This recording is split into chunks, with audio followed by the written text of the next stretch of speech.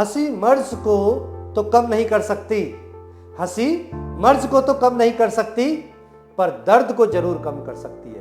नमस्कार, मैं Rajiv Malhotra, motivational speaker, आपका स्वागत करता हूं। Buttons of happiness. खुश रहने का क्या राज है? आपने बहुत सारे वीडियो देखे होंगे जिसमें कहा गया होगा कि खुश रहा करो, खुश रहा करो, हंसते रहा करो, लाफिंग थेरेपी करते रहो, पर बहुत कम आपको वीडियो दिखाई देंगे जिसमें यह बताया जाए कि खुश कैसे रहा जाए। तो आज आपको मैं बताऊंगा कि खुश कैसे रहा जाए। Happiness buttons. आज हमारा टॉपिक खुश कैसे रहा जाए, हैप्पीनेस बटन्स। हम सभी व्यक्ति खुश रहना चाहते हैं, पर क्या खुश रह पाते हैं? नहीं। क्यों? क्योंकि हम सारा दिन सिर्फ प्रॉब्लम्स को ही डिस्कस करते हैं, हम सॉल्यूशन पर फोकस ही नहीं करते। तो इसलिए हमें क्या करना है? सबसे पहले याद रखिए, हम क्या सोचते हैं कि जब मैं सफल होऊंगा तब मैं बहुत खुश होऊंगा। हम यही सोचते हैं कि जब मैं सफल होऊंगा बहुत खुश होऊंगा मैं। और सफलता क्या कहती है? जब तू खुश होगा तब तू सफल होगा। फर्क सिर्फ एटीट्यूड का है। फेलियर लोग क्या कहते हैं? जब मैं सक्सेस होऊंगा तब मैं खुश होऊंगा। और सक्सेसफुल लोग क्या कहते हैं? कि जब मैं खुश होऊंगा तभी सक्सेस होऊंगा। जितने भी इस दुनिया में सक्सेसफुल लोग हैं, उनकी एक हैबिट बड़ी आपने भी गौर की होगी, और नहीं की तो आज की बात जरूर करिएगा कि वो खुश बहुत रहते हैं। आउटरनल नहीं, बाहर से नहीं, इंटरनली बहुत खुश रहते हैं। और जब आप इंटरनली खुश होते हो तो आप एक्सटर्नल एक्शंस भी उसी हिसाब से करते हैं।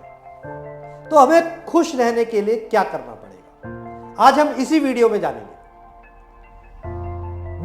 दुखी रहने के तो हजारों कारण हैं।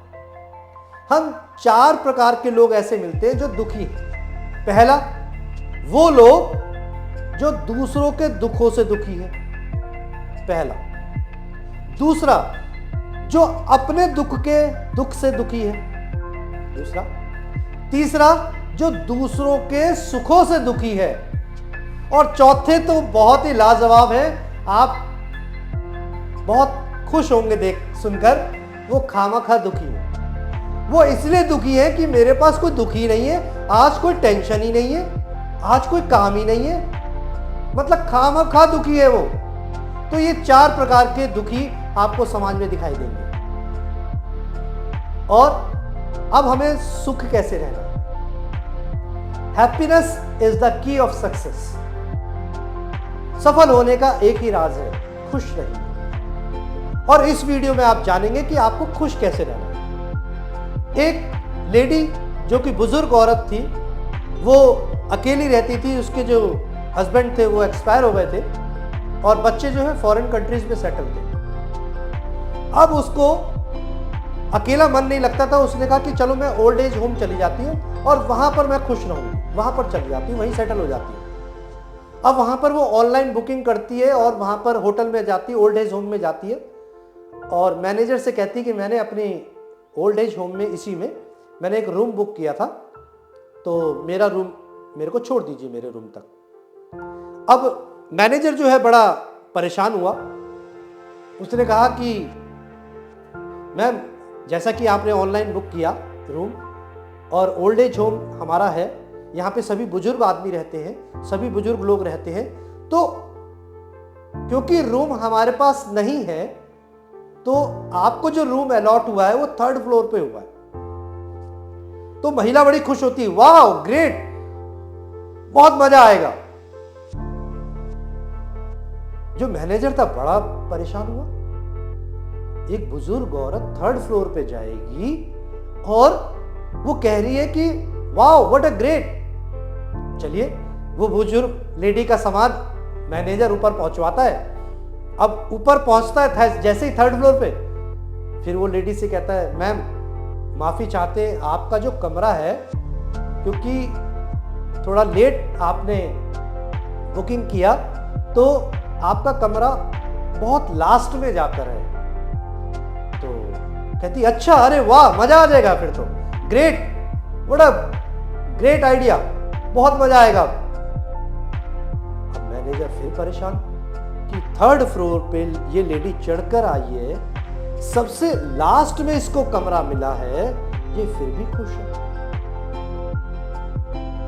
अब वो कमरा जैसे ही खोलता है मैनेजर, फिर परेशान होता है। तो लेडी कहती है आप परेशान क्यों दिख रहे हैं?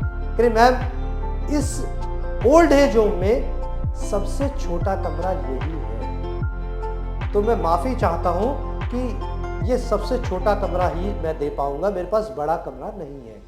तो लेडी बहुत खुश होती है, अरे वाह, मजा आ जाएगा अब तो, वाह मजा, ग्रेट। अब मैनेजर से रहा नहीं गया। मैनेजर कहता है मैम, आप बुरा ना माने तो मुझे एक सवाल पूछना है आपसे। मैंने आपको तीसरे फ्लोर पर घर दिया, कमरा दिया, आपको उसमें भी वाव निकला। आपको मैंने लास्ट में कमरा दिया, आपने उसमें भी कहा वाव, व्हाट अ ग्रेट। और मैंने उसमें भी सबसे छोटा कमरा दिया, उसमें भी आपने कहा वाव, व्हाट अ ग्रेट। आखिर ये आप खुश कैसे हैं? तो उस लेडी का जवाब सुनिएगा, और इस जवाब में ही आपके दुखों का राज छुपा हुआ है, आपके खुश रहने का कारण छुपा हुआ है। उस लेडी ने कहा मैं अपनी खुशियों की चाबी किस किस परिस्थिति और किस किस व्यक्तियों को दूं, मैं अपनी खुशियों का रिमोट कंट्रोल किस किस व्यक्तियों को और किस किस परिस्थितियों को दूं। ये मैं चाहती हूं, ये मैंने डिसीजन लिया है कि मैं खुद खुश रहूंगी, कोई व्यक्ति मेरे को दुखी नहीं कर सकता। मैंने यहां पे बोर्ड लगाया हुआ है, don't entry without my permission. जब तक मैं नहीं चाहूंगी, मेरे को ना कोई गुस्सा दिला सकता और ना ही मुझे कोई दुख पहुंचा सकता। यही मेरी खुशी का राज है। अब मैं आपसे एक क्वेश्चन पूछता हूं, आप ही मेरे को कमेंट पे जवाब दीजिएगा, हम गुस्सा करते हैं या गुस्सा आता है? याद रखिए, आप मेरे को कमेंट में जवाब देंगे ये कि हम गुस्सा करते हैं या गुस्सा आता है, ये हमें डिसाइड करना है। तो अपनी खुशियों की चाबी, अपनी खुशियों का रिमोट कंट्रोल किसी और व्यक्ति के हाथ में देंगे तो वो उसका सदुपयोग नहीं, दुरुपयोग ही करेगा। तो खुश रहिए, हंसते रहिए, लाफिंग एक्सरसाइज करते रहिए। जितना ज्यादा हंसेंगे दवाइयां कम खाएंगे, और जितना कम हंसेंगे दवाइयां उतनी ज्यादा खानी पड़ेंगी। जापान में सबसे ज्यादा लोग, सबसे लंबी उम्र के लोग पाए जाते हैं। आखिर क्यों? क्योंकि वहां के लोग सबसे ज्यादा खुश रहते हैं। और वो खुश क्यों रहते हैं? क्योंकि अपने खुशियों की चाबी उन्होंने अपने पास रखी है, उन्होंने अपनी खुशियों का रिमोट कंट्रोल अपने पास रखा है। तो ये हमें तय करना है कि हमें खुश रहना है या दूसरे के हाथ में रिमोट कंट्रोल देना है। खुश रहिए।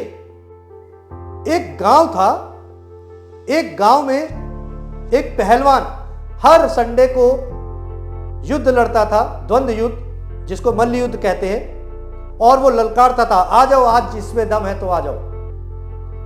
वहां पे अखाड़ा लगता था और सब कहते थे भाई आज ये पहलवान सबको आज पीट के छोड़ेगा।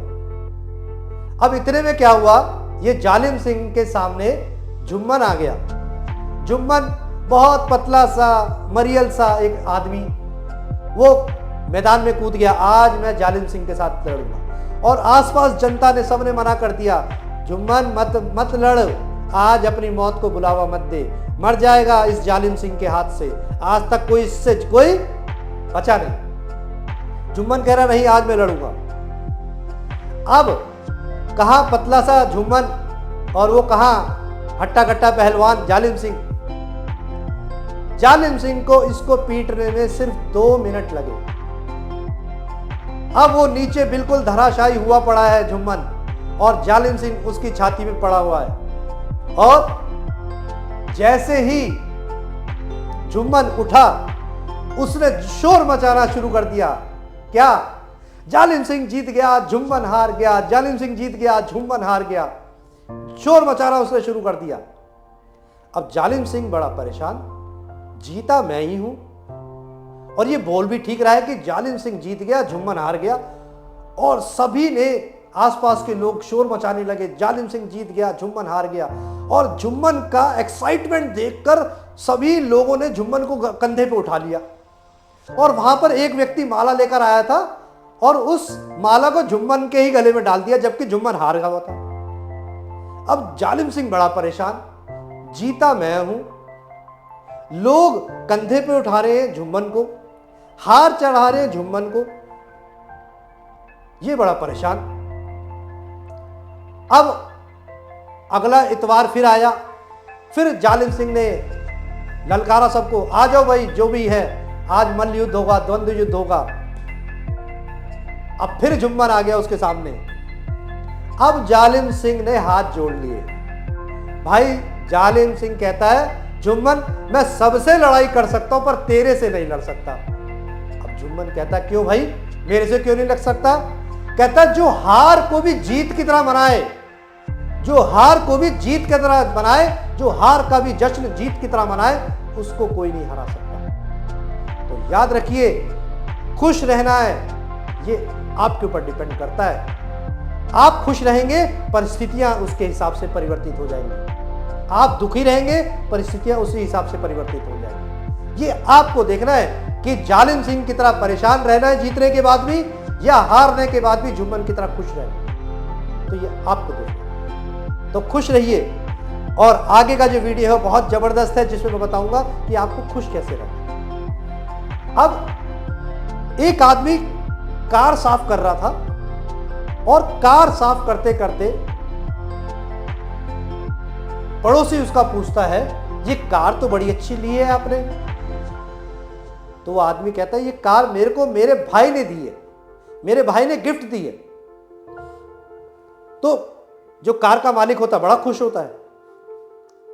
तो जो उसका दोस्त जिसने पूछा होता है कि ये कार किसकी है, तो क्या कहता है वो, काश मेरा भी भाई होता तो मैं भी ये कार जब सफाई करता, धोता, तो मैं भी बड़ा खुश होता।